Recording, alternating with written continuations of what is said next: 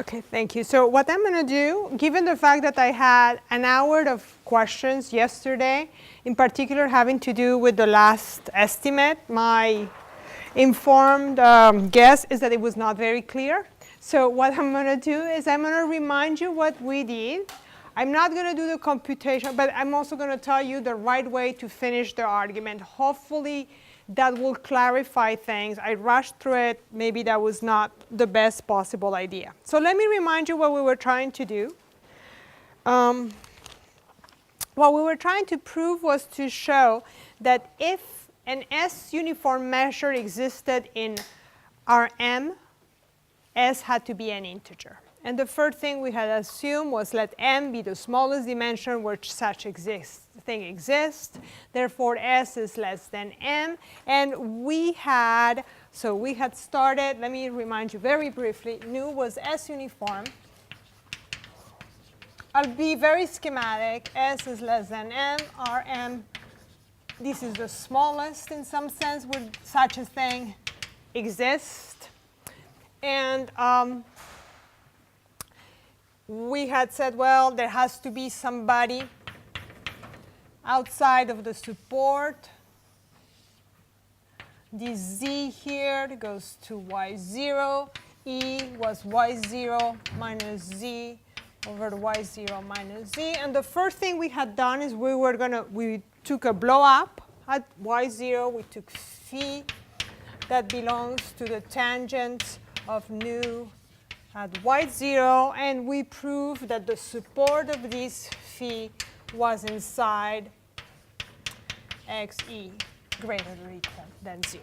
Okay? So when we blow up, after this picture,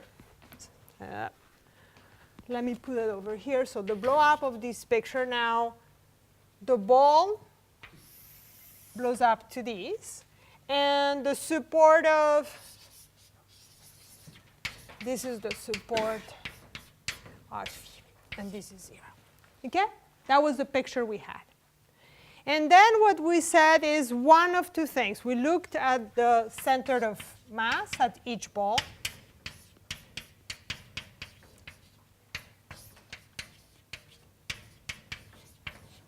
And we said either this thing is 0 for everybody, for every r, and in that case we were done because we proved so. If BR is 0 for every r, what we proved was that then the support of phi was included in xe equals 0. And I forgot to say this guy is also S uniform. And therefore, we have a contradiction because this has dimension m minus 1, and m was the smallest place where such a thing existed. So that so far. Then we said, let's assume there is an r such that BR is not 0. The computation I won't redo, but hopefully you were able to clear it up, said that in that case, we can prove that this thing is less than CR y squared for every y in the support of phi intersection the ball of radius r over 2, for the example. Okay? That's where we were. And now what do? Well, we blow up again. So here is what. So let lambda be somebody whose tangent to phi at 0. Lambda is S uniform. And the claim, which I try to wave my hands using things that I had not talked about, is that the support of lambda in this case is included in the set where BRZ is 0, which is m minus 1 dimension. So let me explain why this is the case, because this is something I did using convergence in Hausdorff distance sense. And so let me propose a different alternative to doing this proof. The way you prove that is by proving that for every r greater than 1 and for every eta positive, we look at the set Z where BRZ is bigger than eta of z. Okay? And if I prove that this set, so I should, sorry, intersection BR. And if we prove that this set has lambda measures 0 for every r and every eta, it will tell us that the support of lambda is included in the place where this is 0. Okay? So we're going to measure lambda. This is an open set. Lambda, I am going to assume that lambda comes from doing ri to the minus s t0 ri of phi. This is the sequence from which lambda was produced. Okay? So by weak conversions, you know that, and this is open. You know that this is less than the lim inf as I goes to infinity of, I'm going to call these for shorthand, as Giovanni did today, phi sub I of the same set, okay, BR z bigger than eta z intersection BR. And when we do this, we dilate. What this tells you is this is less than the lim inf as I goes to infinity of ri to the minus s. And what this is, once you multiply, tells you is phi of the set B, R, Ri intersection the set. I divide each one by Ri, and this tells us BR Y bigger than eta of y. Do you see over there what I did? I'm just writing what this set is, okay, by the dilation. And now let's stare carefully at, I want to finish it in this board so I can bring it up. So that set over there. So I am going to call this set here G. Okay?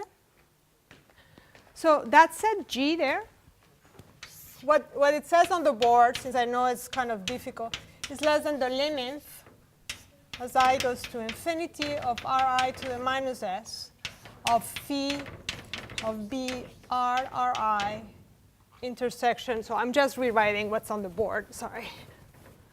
Intersection BR Y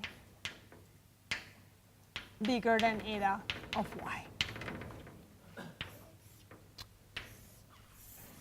But notice what we have over here. Somewhere I have this thing. Okay? So that tells me, let's think for a minute. I am asking for this condition. I'm asking for BRY to be bigger than eta of y. On the other hand, I know that this is less than C prime r, maybe not the same one, y squared. And this is true for y that is less than r to the I. Okay? And therefore, if you think of it, this is going to 0. This is like Ri squared. This is like Ri. Ri is going to 0. Soon, at some point, this set becomes empty. Okay? There's nobody that satisfies here for this one because this is going to 0 as a quadratic, and this is going to 0 linearly. Does that make sense? So this guy becomes empty for I large enough. And therefore, this is 0. Okay, so that's how you prove rigorously that this thing works. Questions? Okay, so this yields a contradiction because we are again in a set this tells us that the support of lambda then lives here, and therefore we have a, we have our contradiction. Okay. So before I go to the next thing I wanted to do, I had a question yesterday, and I'm gonna,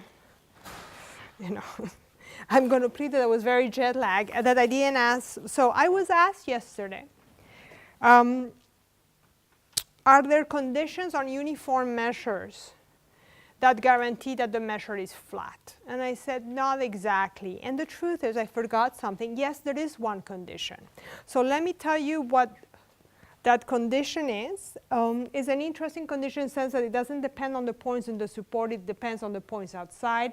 When I get there, I will be glad to talk about it. So let me remind you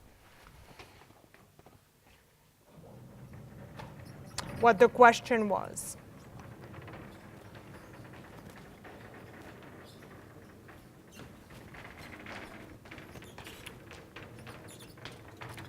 So the question was, so I have nu is n uniform.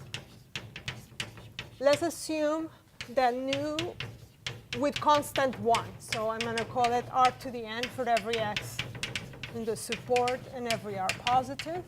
And the question, is there a way to guarantee that this guy is flat? That I'm talking only about Lebesgue measure somewhere. So if for every x that belongs to Rm, nu of b of xr is less than r to the n, less or equal, for every x now, and for every r. So equals exactly where I'm there, and is less or equal. Then you can prove there exists v and n plane such that nu is h and restricted to v modulo a constant. Okay. I will, on Friday, when I discuss a specific thing, I will be able to show these. Yes, Giovanni?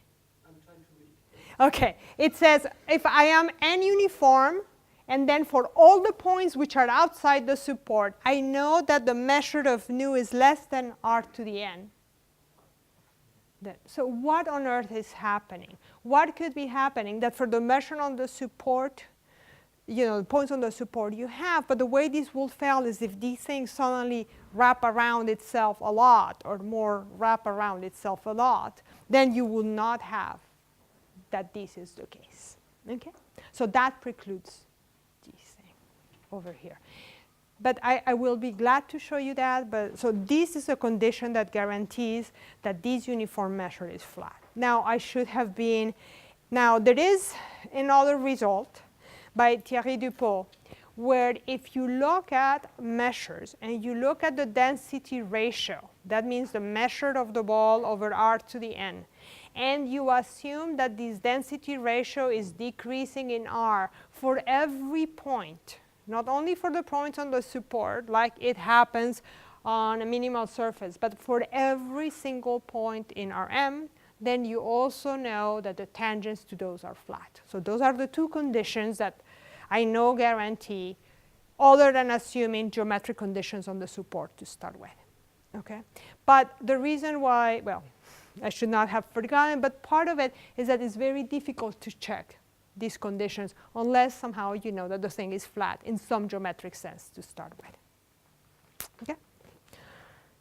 Okay, so now that I finished correcting the mess from yesterday, let me go back to what I wanted to say. So what I finished yesterday by saying is that in this story, we started with a measure nu. We wanted to prove something. We went to the measure phi, which was a tangent. And then from that measure phi, we went to this measure lambda, which was a tangent to phi. And what I had asked is, what's the relationship, between nu and lambda? I mean, is the tangent of the tangent. And the key point here is that tangents to tangents are tangents. So let me state that theorem. I won't prove that. is a very, very useful theorem. Price. And the thing to remember is so tangents to tangents are tangents. And the theorem says even a little bit more, but it's very important because I will use it very soon. So mu is read on in Rn. And from the rest of the class today, that's what it will be. And mu almost everywhere, A in Rm,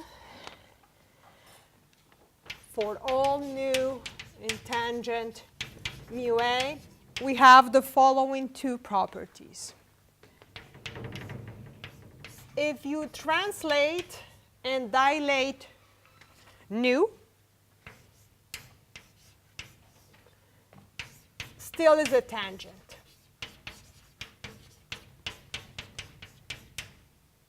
For every x in the support of nu and for every r. Positive. Okay? No matter, you're not only translating by 0, but you translate it by anything in the support. And so what this means is you take somebody that you obtain by doing a limit at the point A. And then you translate that thing by x, anybody in the support, and by r. And this will be crucial. And the conclusion of this will be crucial in a minute. And you still get a tangent, which means you were able to obtain this guy by doing a blow up and a different blow up at the same point. Okay? And 2, basically by taking limits, so that means I can take limits of these things with CR. This tells me that the tangent space of nu at any point is included in the tangent space of mu at A for every x in the support of mu. So that means that this lambda that we constructed here is actually a tangent to the nu we started with at the point y naught, which was where we blew up initially. Okay?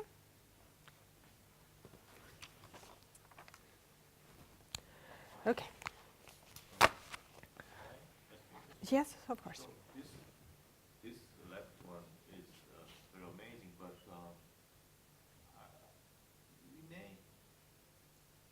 we wonder. We wonder if the tangent measure is flat, but this is about the measure mu itself. Right? Oh, but sorry, but the thing is, if you think of it, nu is always a tangent. So when these, of course, this is for uniform measures. But since, at least in the case we're studying, we have a measure mu, and the only thing we have proven about the tangents of mu is that at almost every point they're uniform.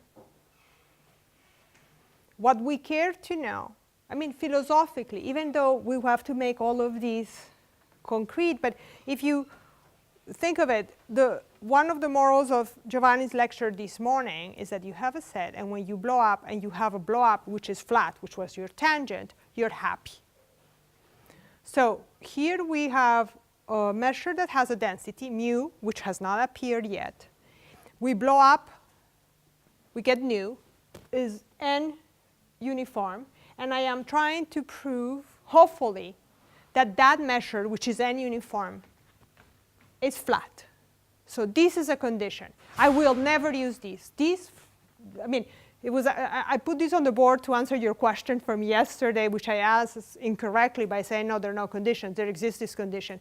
This condition, although it appears really nice, is useless for everything else I'm going to say because I can never check it. Yeah, so, right. So I'm wondering if we know about mu, not this mu, right? So what do you mean? But no, if for me a measure being flat, it means that mu is already this thing.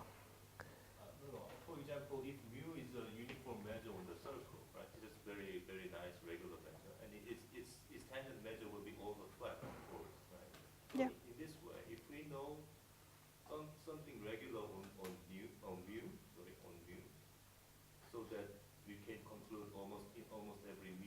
tangent measures are all flat. Can we maybe have such a condition on the mother measure? Well, that's what we're trying to prove. We are actually trying to prove that if the density exists, for example, almost all tangent measures are flat, although I haven't told you why that's enough. I will tell you what that's enough in about half an hour. Okay. But yes, that's where we're going. So where are we? We have a measure mu that has a density. We're trying to prove that it's rectifiable. What we have done is we have looked at its tangent measures. All of its tangent measures are n uniform. We don't know what the n uniform measures are. So the first thing we need to do is we need to understand these n uniform measures. And he's correct. What we want to get is that at almost every point, all our tangents are flat. I will tell you why that's enough. But at this point, we suddenly constructed this object. These objects are these n uniform measures. Let's figure out who they are. I already told you they're not just the plane. There's other things. So what I want to do now is I'm actually going to, it's not for the sake of generalization. It's because it also interests. I'm going to talk about uniform measures. So these ones are n uniform measures. The uniform measures appeared yesterday in a question I was asked. And so I would like to talk about them a little bit, and I'm going to do this so hopefully this will be a good use of the board. Am I allowed to erase that or no? No. No, I don't offend anybody if I erase it? Okay, I can go ahead. Okay. So let me go for a minute. We're going to look at uniformly distributed measures. Okay, so definition. Mu, so mu is radon in Rm. Mu is uniformly distributed if for every x in the support of mu, let's assume for a minute that and for every, let me do it like this, for every x and y in the support of mu and every r positive, mu of b of xr is the same as mu of b of yr. And let me call this now, did I call it f or did I call it phi? I'm going to call this f. F mu of r. Okay? So the measure of every single ball of radius r and the support is the same. Okay? Every single one. Okay. So what do we need? Well, the only thing I need, I'm going to assume, and I'm going to assume that this thing, what do I need to assume about this function? It goes from 0, infinity, into r plus, and I'm going to assume that f mu of r is finite for some r. For some r. Okay? I assume for measure is a special case like this. The n uniform measure is a special case of this one. More or less. In fact,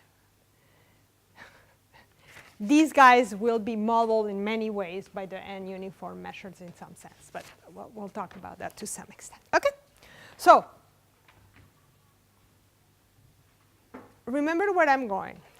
I mean, please don't keep in mind what I want to prove is that tangents are flat. So that's where I'm going. I have proved that tangents to tangents are tangents, so I'm trying to produce these flat tangents somehow. Okay, so Kernheim and Price looked at the question of, okay, what can you say about these guys? Okay, these the support of these measures. So first of all, a priori they could be growing crazy. I mean, I haven't made any any assumption. So the first thing, so I am going to talk for a little bit today. I'll tell you when I change, but this is work of Kirkheim and Price. Okay, so the next few theorems, lemmas, and everything amount are their work. And so the first lemma tells mu uniformly distributed in Rm. And then let me see who's smaller. And for x, any x in Rm, S smaller. 0, S, R, and infinity. Then let me call this guy 0. For some are 0 here, so it's not the same one. Then mu of b of xr, the big one, is bounded by a constant, 5 to the m, r over s to the m, mu of b of x, s. Okay? 5 to the m or s? This is a 5, this is an s.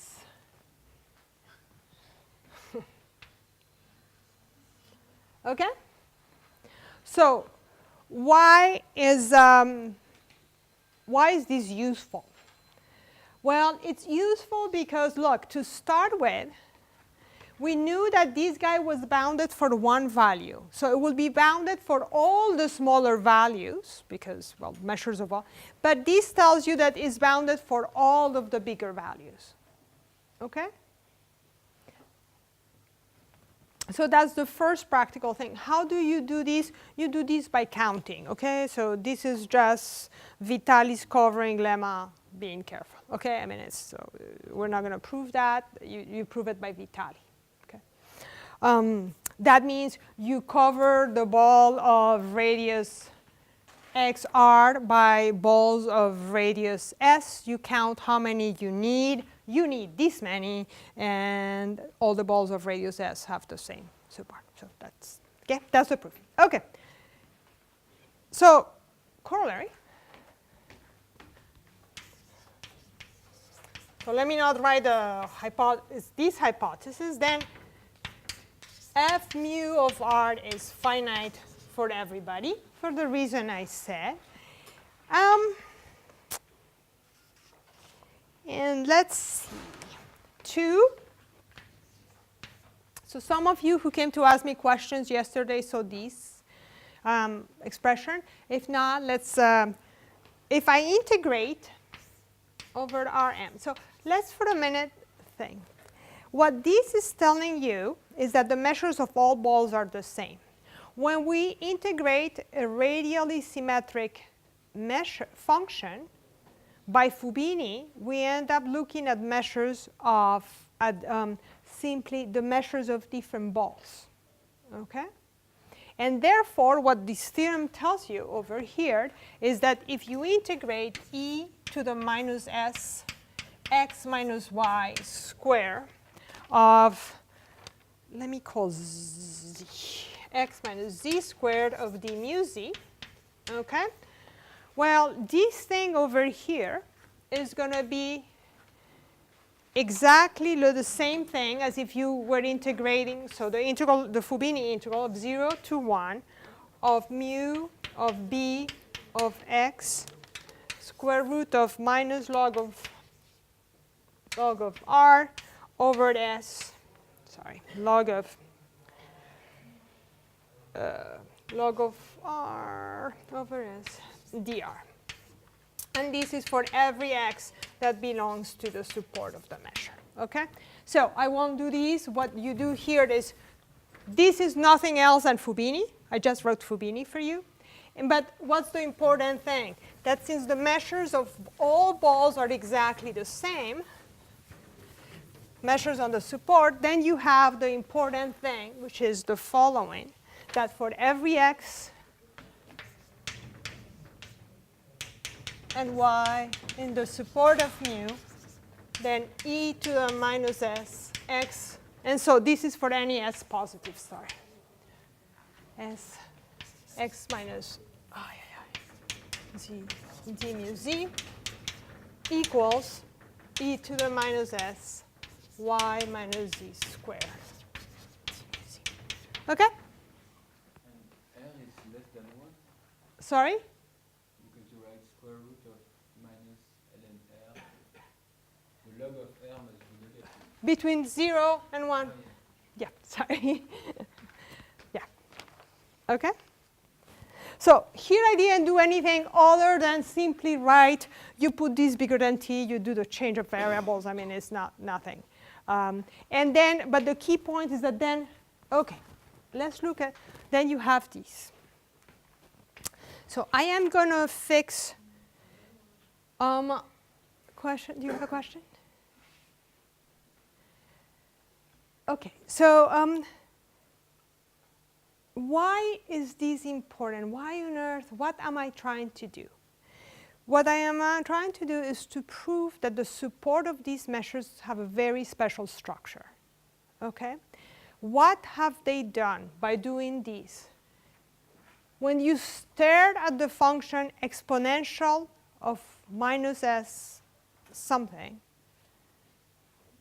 what you should be thinking of is this is a real analytic function. Okay, it's a real analytic function in S and in X, and the reason I did all of these was to show that this converges, and so I have some nice things I want to. But so what the big theorem that comes out of here is, oh no, now I can do it. The algorithm work.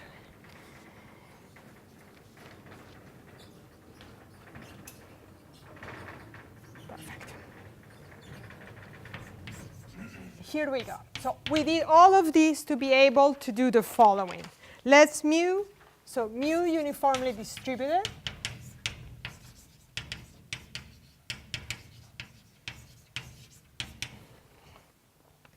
I fix a point in the support, and I fix a number s positive, and I look for s positive and x in R, I define the following function. F of x s is the integral. Let me make sure I put them in the right order. S minus x minus z squared d mu minus e to the minus s x naught minus z squared d mu. And here is what we know. 1, f of xs is well defined, independent of the x naught we choose. That's not surprising because this tells you that for every x naught in the support the value is the same, so who cares? Okay? For every x in the support what we just showed, f of xs is 0, and for every x that is not in the support, and if for every x that is not in the support of mu, there exists an s of x positive such that for every s bigger than s of x, f of x s is negative. Okay? What on earth? Okay, so for the minute, I gave you all the information, but for the minute, if you have been confused about all of these things I've been writing, let's read the first line, okay? Mu is uniformly distributed if that happens, and the last line, namely this line. It tells you that if that's the case, the support of mu is exactly the 0 set of this function s, of this function f over here. Okay? That's what it says. If you're uniformly distributed for any s, you lie in the 0 set of this function. Because this tells you, here it is. I mean, there's an S for which you lie in here. I should be more precise. Okay? Therefore, the support of mu lies in the intersection. So now let's take a sequence of S's. Okay? Let's take S be all the rationals between 0 and infinity, basically, countably many. And let's take the intersection of these 0 sets. What this tells you is that the support of mu lies in that intersection. So the support of mu lies in the intersection of the 0 set of real analytic functions. Okay? That's what this guy is telling you. And that has a very nice structure. Okay. Do you have a question? Huh? Yeah. Oh, okay, good. Thank you. Okay, so what have we done?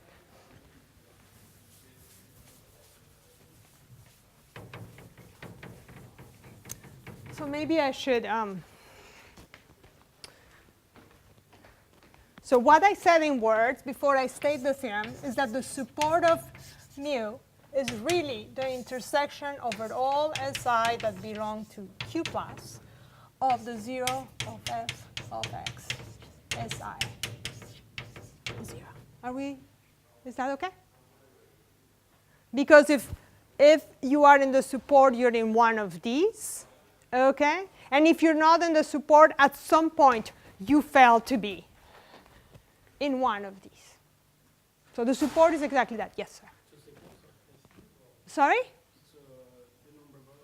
Yes, the Q plus. Sorry.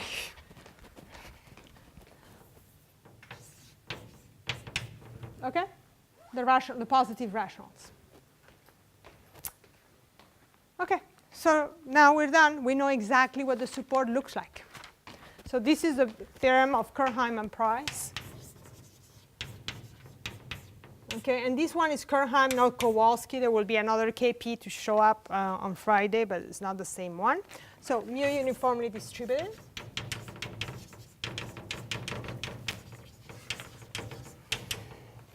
One, the support of mu, let's read what that tells you. This is an analytic variety. Okay, so support of mu is an analytic variety.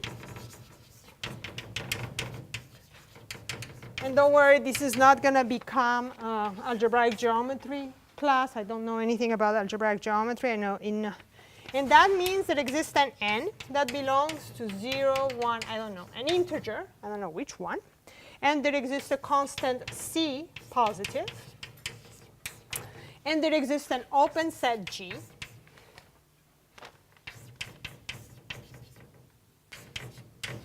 Such that, since this is important, I'm going to write it.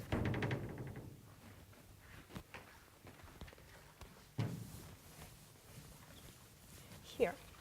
Sorry, I need that theorem that's there, and for once I'm not going to erase it right before using it. I'll erase it right after. Okay. So I have a G such that three things happen. A, G intersection the support of mu is an analytic n submanifold in Rn. Okay.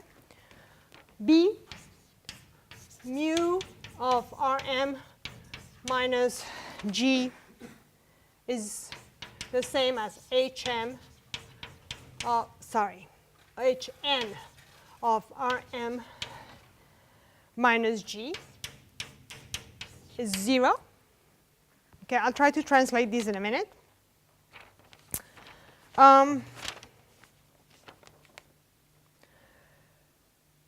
And C, there's a little bit more than we know. Mu of A is actually C of Hn of A intersection the support of mu. Okay?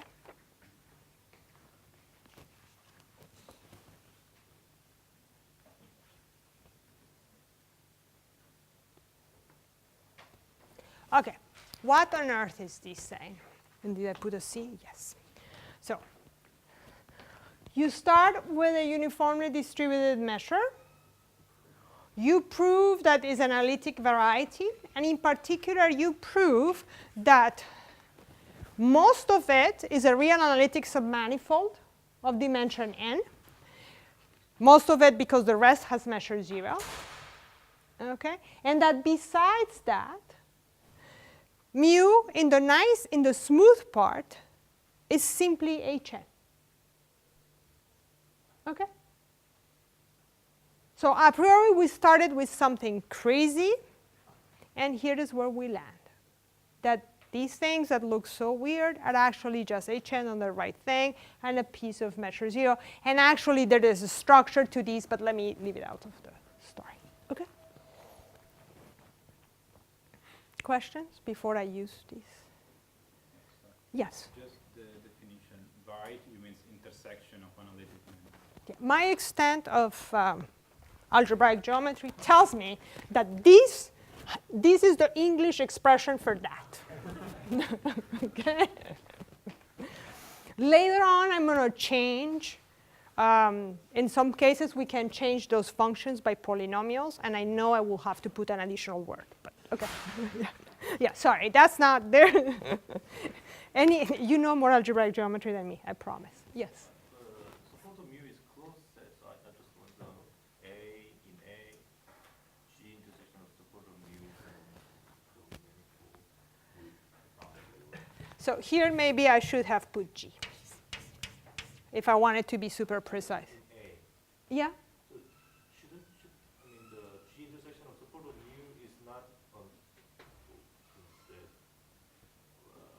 It's not everything. The support of mu happens to be a closed set, but I have to remove a lot of pieces.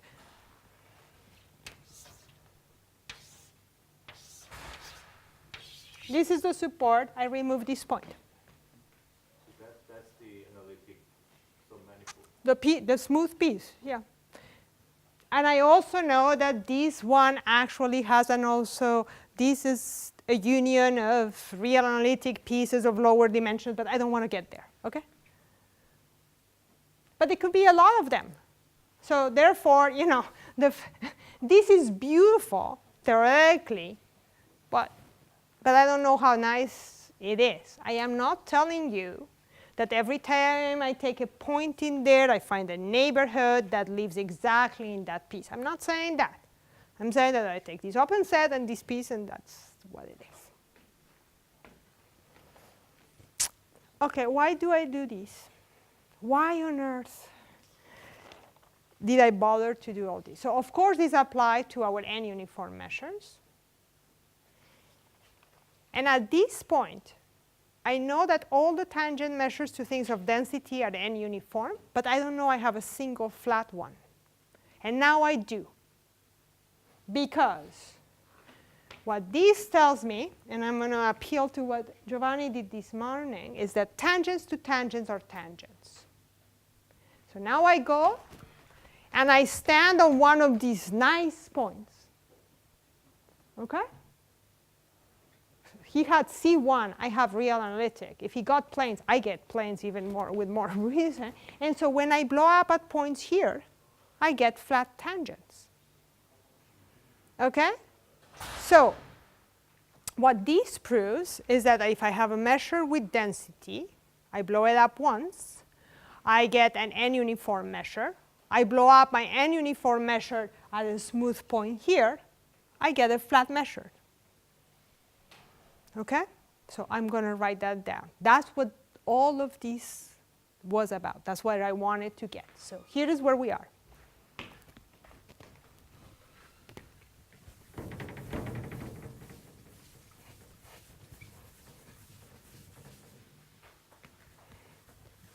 So summarizing, here is what we have done.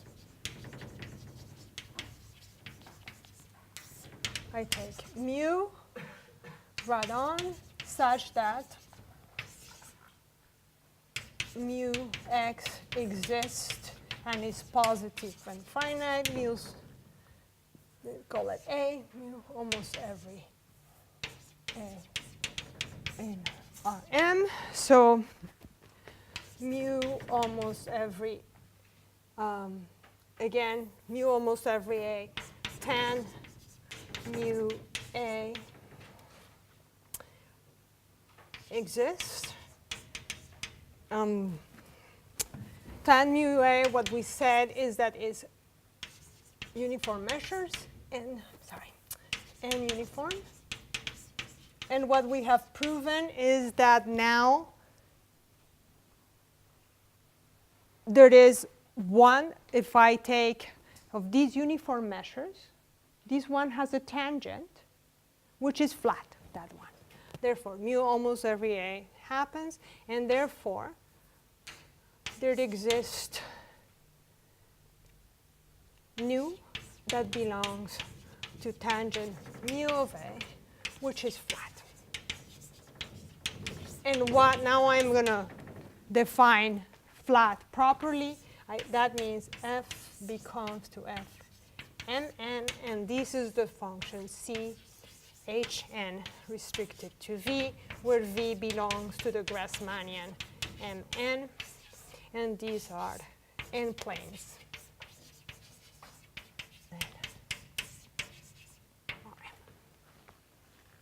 So what we have proven is that if mu is radon and the density exists, tangent of mu m, mu at A, in almost everywhere. And I'm going to call these, after I've given these funny f, with, I'm going to call it f. We remembered what f intersection f is not empty. Okay? So that's what we have. Do you have a question? Yeah. In the second statement, it shouldn't be for all n in that set. For n, you share 1, 2, because it's kind of stratified, right? Which one? The second statement, I don't know if it's only one dimension. No, there's only one. It's not stratified. The key point is that if you are the phi and you grow like r, so what this is telling you is that this function f doesn't grow. It's not that sometimes it can grow. You see, it will be, if it were stratified, some of it will go like r to the n and another one to r to the k, but the measures of every single bolt is the same, so there's only one n. Okay? Yes? So if mu has a density, then its second derivative is flat, right?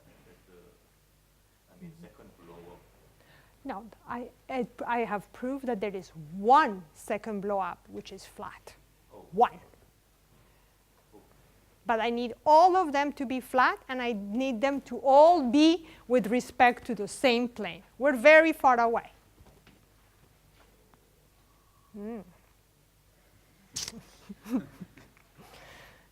I mean, if I cannot be there yet, you know, I still have to work, and Hervé will not like if I finished early. So, okay? Okay. So, as I said, and it's not this I wanted to say it, but I was pushed to say it yesterday, there are some n-uniform measures which are not flat, okay? So, the Kowalski and Price cone. So, why? So remember, there are some that are not flat. I just have proven that there's one that is flat. Why do I on earth care so much about this flatness? Okay, so here's the theorem that we're going to use. I'm not going to prove that theorem either. Sorry, I have to choose which things I was going to prove and which not. This is going to hopefully explain why I seem obsessed with the flat measures. Okay. These will also justify why Giovanni wrote the tangent plane and not a tangent plane. But theorem. So here is the theorem we want to use. So mu again is radon. Sorry, I always write it. And we are going to assume such that the lower density is bounded above, the upper density, lower density is bounded below, the upper density is bounded above for mu almost every A. Okay? Then the following are equivalent. The 1, mu is n rectifiable. 2,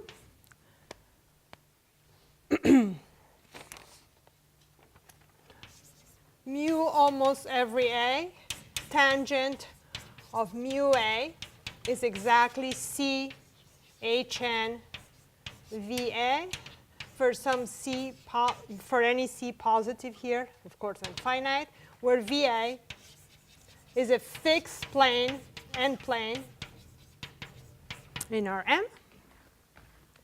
And 3, mu almost everywhere, tangent of mu A. The tangent of mu A only has flat measures. Okay. So let's, for a minute, stare. Let me first go to what Giovanni did this morning. In his case, mu was Hn restricted to a set E. Okay? What this said is that if he has his density, he was assuming his density was 1. So here he had this assumption. And then he said it's rectifiable if and only if I have a tangent plane. And when he talked about the unique tangent plane. And his question, what he proved this morning is that even if he had started with any assuming that every single blow-up gave to something flat, this theorem was telling him that he goes to a unique one. Okay, so it's exactly the same thing, except that here we start with a measure. We don't assume the density exists. So you realize you can believe that you go from here to here is roughly what Giovanni did. And from here to here is rather trivial. If you have a unique one that's flat, then all of them are flat. That's it. The key point is how do you go from here to here? Okay? And so that is, well, that's something that you can do by hand. I suggest you look in Mattila's, very well done. I won't do that. What do I want to do for the rest of the time? Well, here is what I've done. I start with my Marano measure. I prove that it intersects the flat measures. And now I say, well, if I prove that all of them are flat, then I'm done. But I still have a long ways to go between having an intersection, a non-empty intersection, to saying that the whole set is contained. Okay. And you know that if you are just in sets, the fact that a set intersects another doesn't mean that it's contained in another. Okay? I mean, so it has to do with the structure of the sets I'm looking at. So what on earth are the sets I'm looking at? I'm looking at 3 types of sets. So when I say sets, now I'm looking at the sets of measures. Okay? I have 3 sets of measures in my hands. I have the tangent measures. They're all included in the n uniform measures. So in fact, I'm looking at the n uniform measures and the flat measures. And I'm trying to see, and of course, the flat measures are the subset of the n uniform measures. And I am trying to see how they relate. Okay? And so to understand how I go from an intersection to a containment, I need to understand how these sets relate. I need to understand some connectivity properties of these sets of measures, which actually are cones. And for that, I am going to need to introduce a metric. Okay? So here we are. I'm going to phrase things in a slightly different way. Here is what we have. We have, from my point of view, that, I have one tangent measure that is flat, and I want a criteria that tells me if one is flat, all of them are flat. Okay? That's what I'm trying to do, and that's what is included in Price's work, and is this very, very powerful connectivity thing. But for that, I need to look at these sets are subsets of a metric space and look at them as cones. And you can imagine, well, you'll see in a little bit once I draw a picture why I need to look at them as cones. So one of the things I had said was that with a weak convergence of measures, that notion of weak convergence, which is not a very strong thing, could be metrized, and we could make it into a metric convergence. So what I'm going to do now is I'm going to forget everything I've been saying, I've been talking about. We're going to go look to a set of radon measures, and we're going to put a metric on it, and we're going to understand the properties of this metric. We are going to look at cones in this metric, and then we'll see what happens. Okay? Okay. So let's for a minute. So what I want to do is define a distance on the measures. Okay? So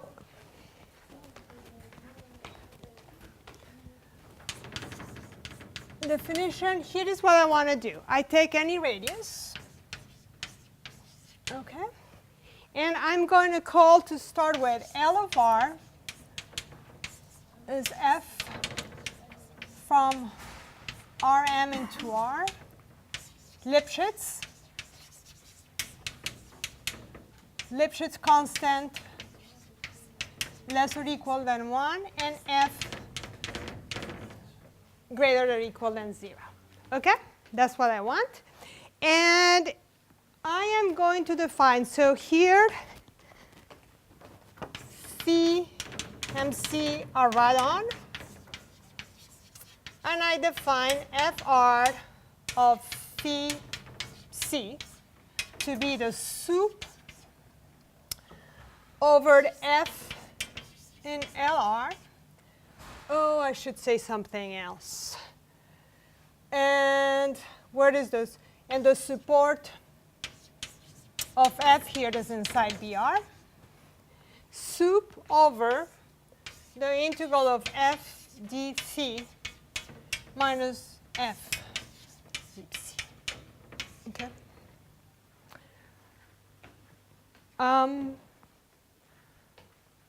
So, and when I write Fr of phi, I simply mean Fr of phi and the measure 0.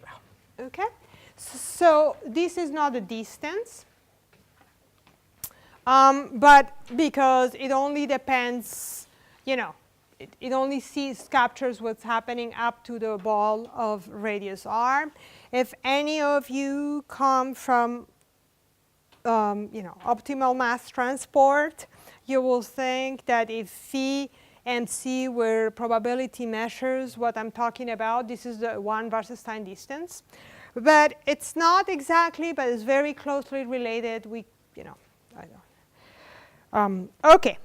So this is not a distance. I mean, yes, you have a triangle inequality, but what's not true is phi, here in this place, if this is 0, you only have information about these measures and the ball of radius r, and outside the ball of radius r, there could be anything you want.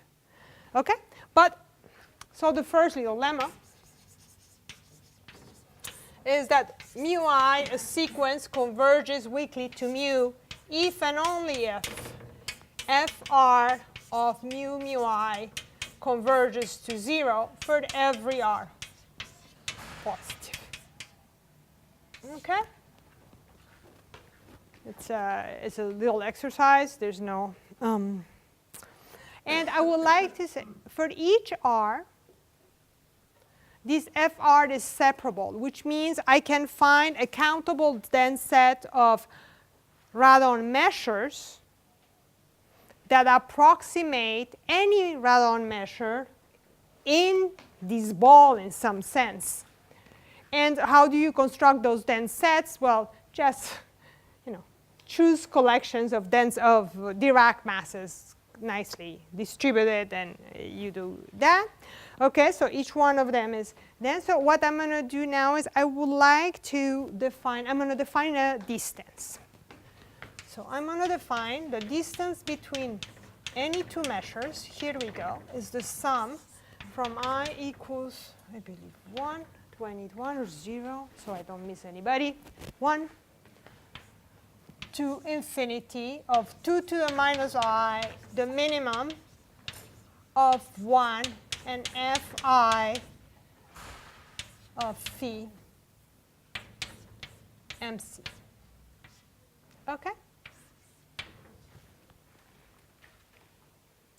And I claim that this is a distance.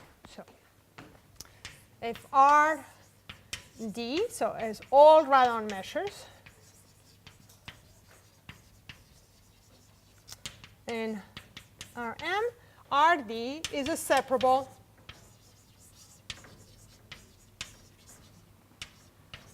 metric space. Okay? And it's also complete, because if you have a Cauchy sequence, a Cauchy sequence is bounded. If it's bounded, you can check that then the measures are uniformly bounded on compact sets, and then you have a subsequence that converges, etc., and complete. Okay, so now I'm in better shape. I like metric spaces. I can study them. Okay?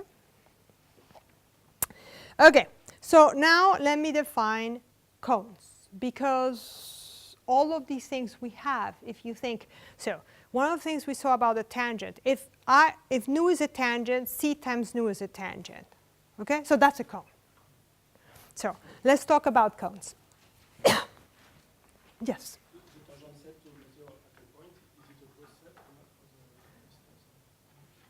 So the tangent,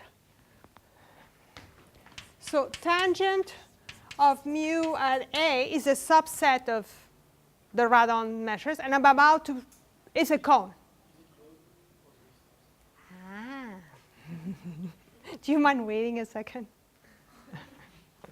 Yes, it is. Okay, it is close, and it's very important that it be close. Okay? It's a little bit more than close, but you'll see.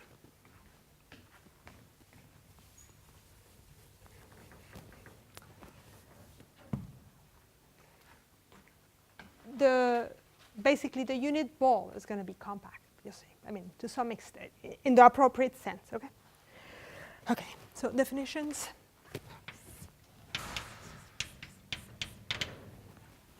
Okay.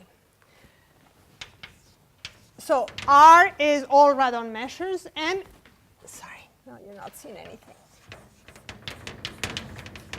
We take M and R is a cone, okay? Is a cone. If 0, okay, we don't like 0 measures. Remember, tangents cannot be 0. We don't like zeros. If 0 is not a thing, and C phi belongs to M for every C in M and every C positive. Okay, it's a cone. I mean, it's nothing. Now, a cone is a D-cone. Sorry? I'm defining cone. I am going to define D-cone. Okay. Don't ask me why he put a D there, but I'm using David's notation. Okay. I mean, it's dilation cone. I don't know why he put a cone. So a cone M is a D-cone. Okay. If when you take T0R of phi, it belongs to M for every phi in M. So when you dilate your measure, you still are in M. Okay? And now remember, I want to prove that all my tangents are flat in some sense. So how I'm going to prove that? I am going to look at the distance from from a measure to the flat measures. And if I prove that the distance is 0, I'll kind of be there in some sense. So I need to look at the distance. I'll try to. So I'm going to define a distance to a cone. So M is the cone. I take phi, a radon measure. I assume that phi s, I do it for s, yes, of phi. The fact that finite comes from radon, the fact that it's positive, I need to assume this, okay? So it's a measure that has mass in the ball of radius s. The distance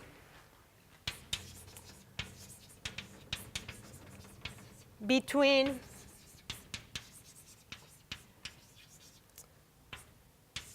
phi and m is the following. Oh, maybe I can do it here. Okay, so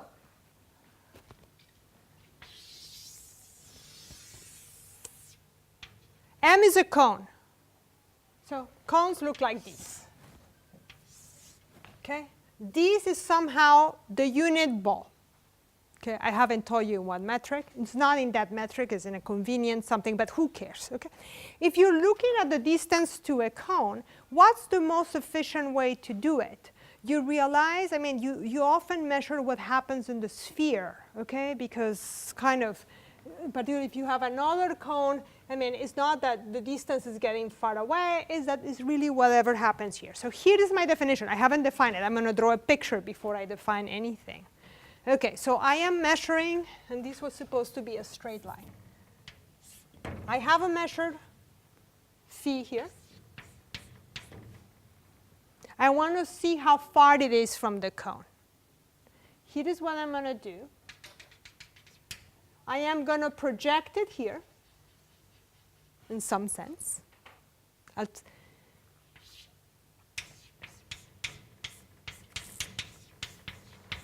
By this one that I know is not 0.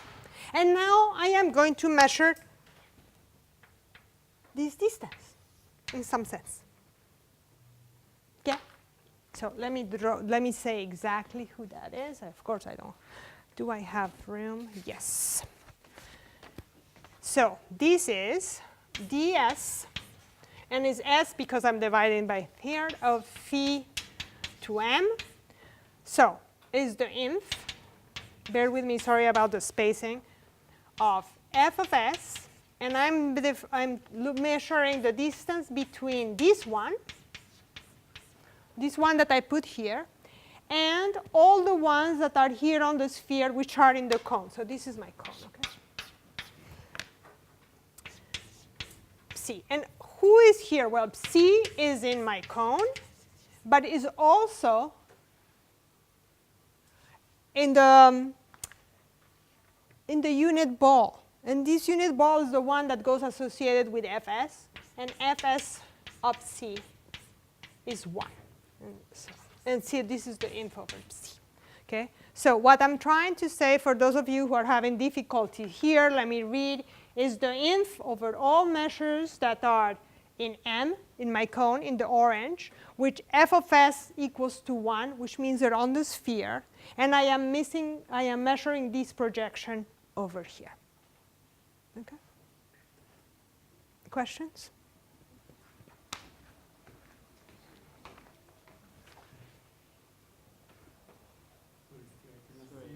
Okay, yes, I see what I'm.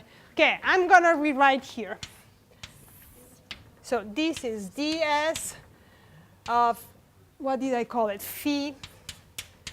M is the inf over psi of fs of phi, fs of phi. You should look at the picture, okay? And where phi is in my cone and fs of phi is in the sphere. This was what I'm measuring. A number, a positive one. for which I know this. Okay? Okay. So I have to now, okay. So now I'm going to define it. So I have defined these for any s where f of s is of phi is positive. Let me tell you how I define it when f of s is 0. Maybe I should do it here. So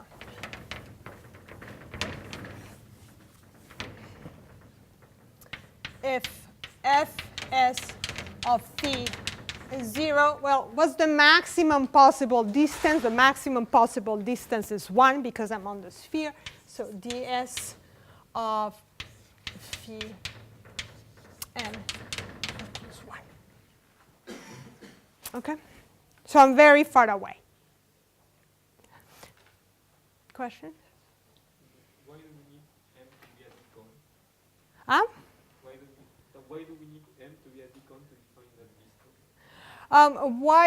No, I don't need it to be a decone. I could have done it just for the cone, but I only cared for the decone for reasons that will be clear.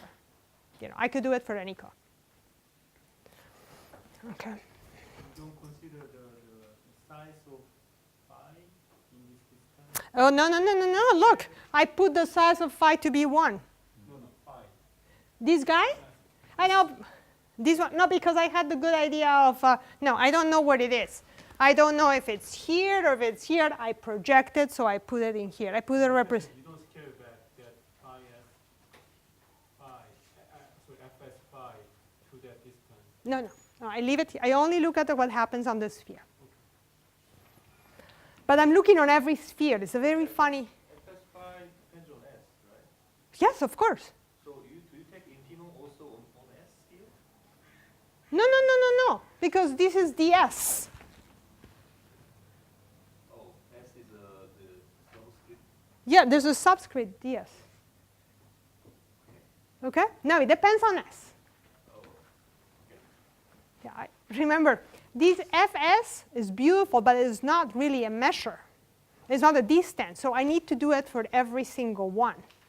And it's very important. I need to have all the s's at hand. You'll see. I mean, I need. Let's try to understand what on earth this is measuring. What this really is measuring. So for a minute, who is a decone? All the flat measures make a decone. Okay, that's because let's go to it's a cone, and the fact is the translation. You know, their dilation invariant. Okay. Fs. If what this is telling you, this is measuring, in some sense, the distance in the ball of radius s between the measure phi, if m were flat, and the flat measure. Okay? That's what this is going to amount to be. That's how we're going to use it. Okay? Remember, when I look at those the only uniform measures that I gave you before, in codimension 1, they were either flat or they were very far from flat.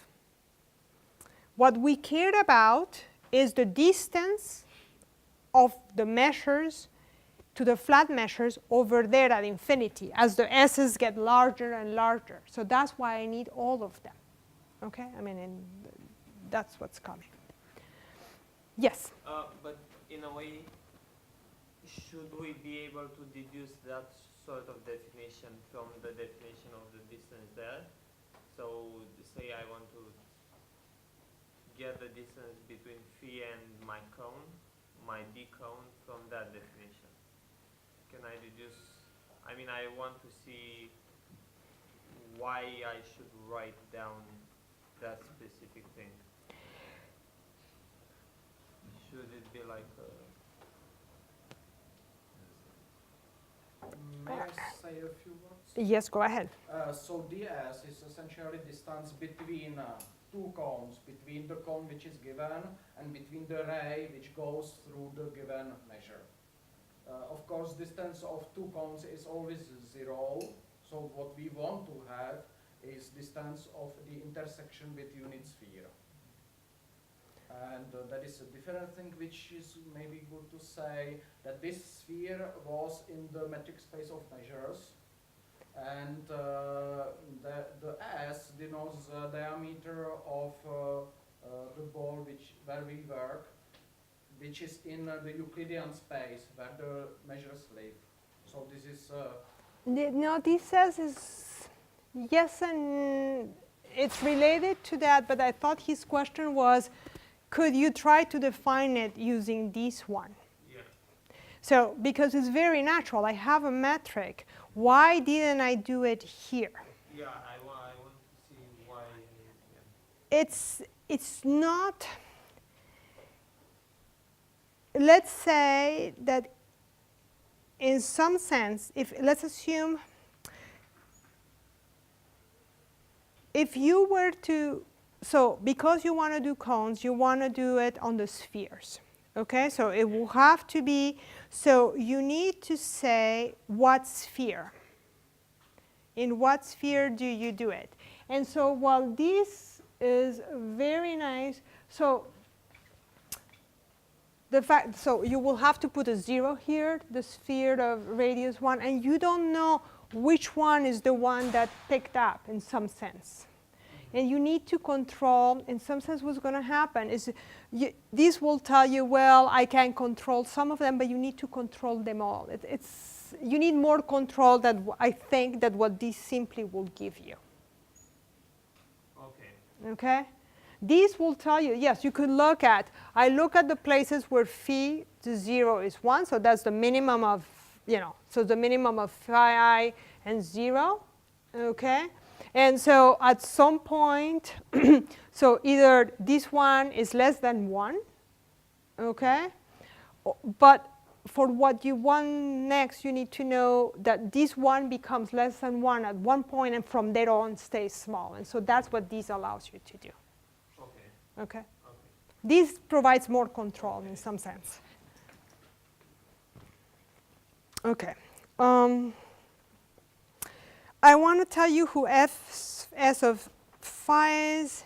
I'm going to give you a couple of properties, and I'm going to answer your question, okay? Which was whether it was connected or not. So let me see how I'm going to do that in the next 5 minutes.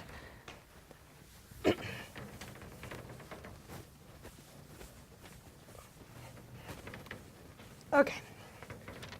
So let me first tell you who. So I said who F.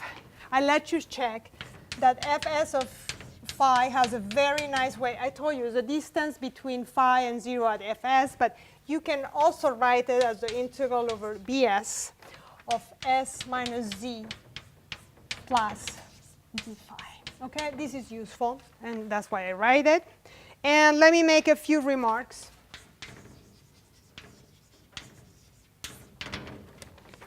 So if M is a D cone and phi is a radon measure, you can check that ds of phi m is always less or equal than 1.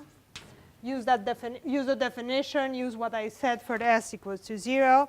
You can also show, and now we need at this point, and this is one of the properties we need about this measure. So in response to your question about why do I need a D cone, the distance, the ds of phi to m is the same thing as d1 of t of 0s phi to m. And here I use that I was a D cone, and I cared about those things. Okay. 3. Let's assume that I have mu sub i's are converging weakly to mu, so that means also in the distance sense that I define over there. And nf s of mu is positive and finite, then the distance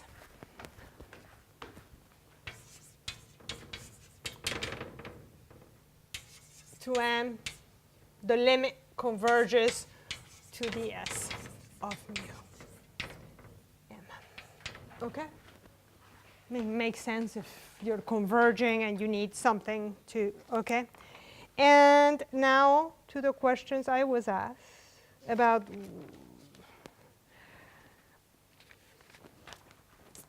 so if mu is radon, tan mu of A is a D-cone. Remember, tangents to tangents are tangent, and the first was a dilation is a tangent, so this is a D-cone, okay?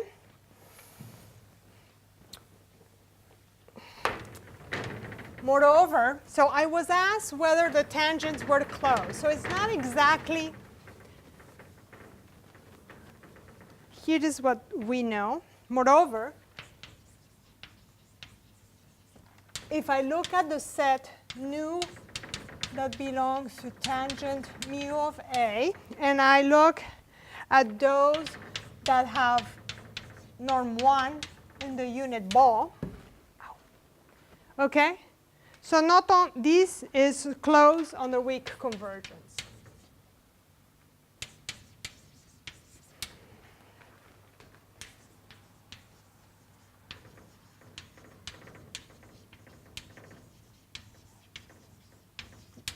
That means the sphere is compact, basically. I mean, you'll see in a minute the sphere is compact. And so let me make, wow. I want to make 2 more definitions, and then we'll leave it there for today, and you'll have all the definitions internalized by tomorrow when I'm going to use them, okay?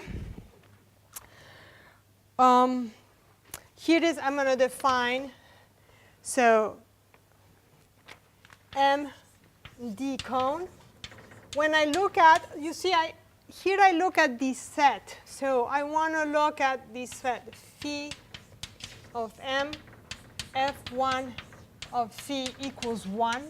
Okay, so this has a name, and I don't know why he called it that. This is the basis of M. Okay? So this sphere is called the basis. And so, and we say to M has a closed, respectively compact basis if the basis is closed or compact with respect to weak convergence. If basis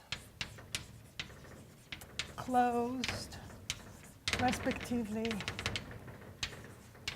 compact with respect to weak convergence.